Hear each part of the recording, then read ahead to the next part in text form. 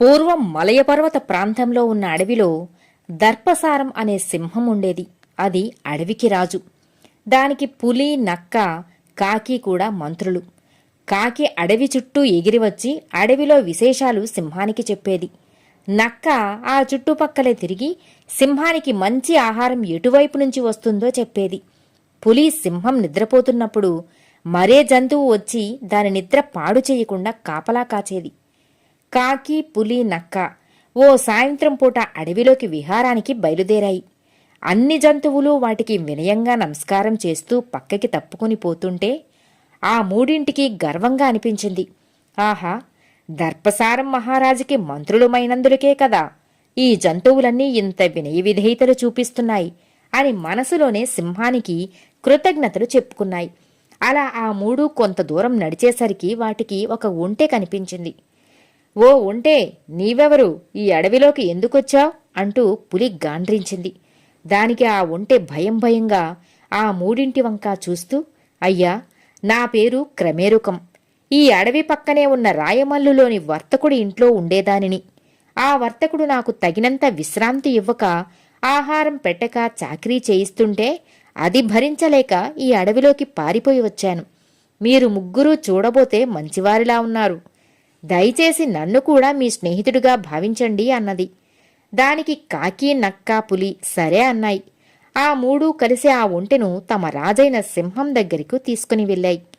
సింహం ఒంటెని కొన్ని ప్రశ్నలు అడిగి ఆ ఒంటె చెప్పిన సమాధానాలకి తృప్తిపడి దానిమీద నమ్మకం కలిగి ఆ ఒంటెను తన ప్రధానమంత్రిగా నియమిస్తున్నట్లు ప్రకటించింది. ఆ ఒంటెను ప్రధానమంత్రిగా నియమించటం కాకి, నక్క, పులికి అసూయ పుట్టించింది.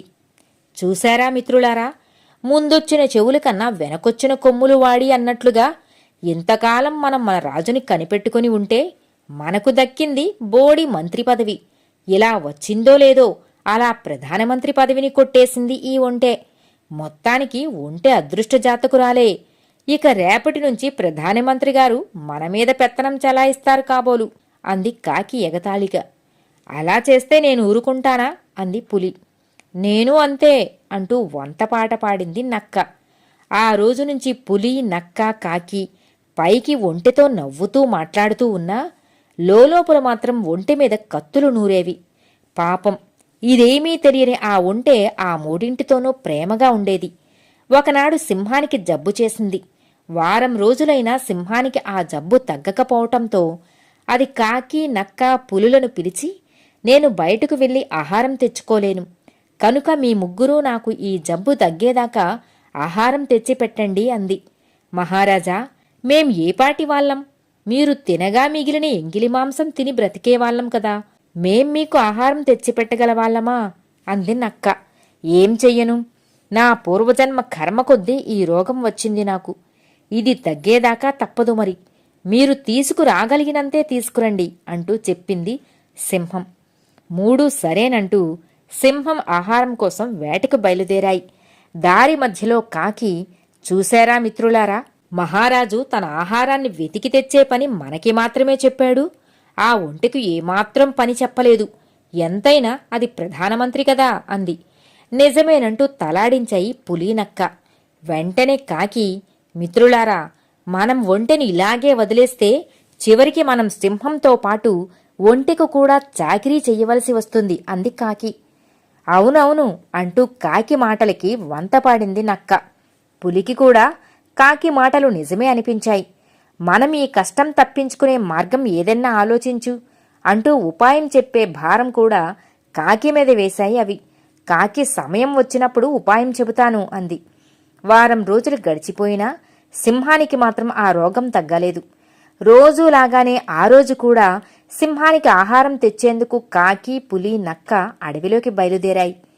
ఒంటె మాత్రం సింహం దగ్గరే ఉండి దానికి సేవలు చేస్తోంది. అడవిలోకి కొంత దూరం వెళ్ళాక కాకి, మిత్రులారా, ఒంటె బాధ తప్పించుకునే ఉపాయం నా ఈ చిట్టి బుర్రకు తట్టింది. ఈరోజు మనం సింహానికి ఆహారం తీసుకువెళ్లొద్దు. అప్పుడు సింహం వేటకు వెళ్ళలేక ఆకలి బాధకు తట్టుకోలేక బాధపడుతూ ఉంటుంది కదా. అప్పుడు మనలో ఎవరినైనా తిని ఆకలి తీర్చుకోమందాం. సింహం ఖచ్చితంగా మన ముగ్గురిలో ఎవ్వరినీ తినదు. అప్పుడు ఆ ఒంటె కూడా తనని తినమంటుంది కదా. అప్పుడు చూద్దాం ఏం జరుగుతుందో అంటూ కాకి గుంబనంగా నవ్వింది. పులి నక్కకి కాకి వేసిన పాచిక ఏమిటో అర్థమయ్యి అవి కూడా నవ్వాయి. మధ్యాహ్నం దాకా అడవిలో అటూ ఇటూ తిరిగి తమకి మాత్రం ఆహారం సంపాదించుకుని వట్టి చేతులతో సింహం గుహకి వచ్చాయి ఆ మూడు. సింహం వాటిని చూస్తూనే, ఎంత ఆలస్యం అయిందే, సరే కానియండి, ముందు నాకు ఆహారం పెట్టండి, బాగా ఆకలేస్తోంది అన్నది. వెంటనే కాకి, క్షమించండి మహారాజా, ఈ పూట మీకు ఆహారం తీసుకురాలేకపోయాము. అడవిలో ఎంత వెతికినా ఒక్క జంతువు కూడా మా కంటికి కనిపించలేదు అంది వినయంగా. అయ్యో, ఈ రోగం బాధకు ఆకలి బాధ కూడా తోడయిందా? ఈ రెండు బాధలతో ఇలా బ్రతకటం కంటే ఒక్కసారి చచ్చిపోతే బాగుండును కదా అంది సింహం. అప్పుడు కాకి, అంత మాట మీ నోటి వెంట రాకూడదు మహారాజా, మేముండగా మిమ్మల్ని ఆకలి బాధకు బలిచేస్తామా? నన్ను చంపి మీ ఆకలి తీర్చుకోండి అంది కాకి. నువ్వు భలేదానివే, మా జాతి ఎప్పుడైనా పక్షులను చంపి తిన్నదా? ఆ ధర్మం నేను తప్పినా నువ్వు నా పంటి క్రిందకు కూడా చాలవే అంది సింహం. వెంటనే నక్క ముందుకు వచ్చి, మహారాజా, నన్ను చంపి తినండి అన్నది. ఆఖరికి నా కర్మ ఇలా కాలింది. నేను వదిలేసిన ఎంగిలి మాంసం తిని బ్రతికేదానివి నువ్వు, అలాంటి నిన్ను చంపి నా ఆకలి తీర్చుకోవాలా అంది. ఇక పులి తన వంతు వచ్చింది అని అనుకుంటూ సింహం ముందుకు వచ్చి, మహారాజా, ఈ రెండింటి విషయంలో మీరు చెప్పింది అక్షరాలా సత్యం. ఈ రెండూ మీకు ఆహారం కాదగినవి కావు, అందుకే నన్ను చంపి మీ ఆకలిని తీర్చుకోండి అంది. నువ్వు మాత్రం ఏం తక్కువ, నీ ఆహారం కోసం చిన్న చిన్న జంతువులను కూడా చంపి తిన్న పాపాత్మురాలివి నువ్వు.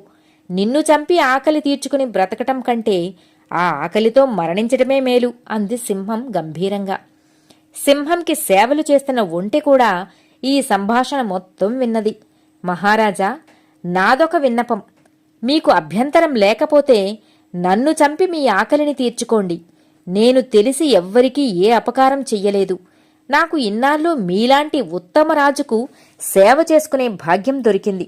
చివరికి నా మరణం కూడా తమలాంటి ఉత్తముల ప్రాణాలను కాపాడగలిగితే అదే చాలు అంటూ వినయంగా ప్రాధేయపడింది ఒంటె. దాని మాటలు విన్న సింహం కొద్ది క్షణాలు మౌనంగా అలానే ఉండిపోయి ఆ తరువాత కాకి నక్క పులిని చంపేసింది. అప్పుడు ఒంటె, మహారాజా, అవి తమని తినమని అడిగితే వద్దన్నారు, కాని ఆ తరువాత మీరే వాటిని బలవంతంగా ఎందుకు చంపేశారు అని అడిగింది. దానికి ఆ సింహం, ఆ మూడు స్వార్థంతో నిన్ను చంపాలని కుట్రపన్నాయి. అయినా నువ్వు అమాయకత్వంతో ప్రాణత్యాగానికి సిద్ధపడ్డావు. అలాంటి భజనపరులైన సేవకులు కావాలంటే ఈ అడవిలో చాలామందే దొరుకుతారు, కాని నీలాంటి ఉత్తముడైన మిత్రుడు సేవకుడుగా దొరకటం నా అదృష్టం. అందుకే ఈ స్వార్థపరుల వలన నీ ప్రాణాలకు ఎప్పటికీ ముప్పు కలగకుండా చంపేశాను అంటూ సమాధానమిచ్చింది సింహం. స్వార్థంతో ఇతరులకు హాని తలపెట్టాలనుకుంటే చివరికి వాళ్లే ఆ హానికి బలవుతారన్నది ఈ కథలో నీతి.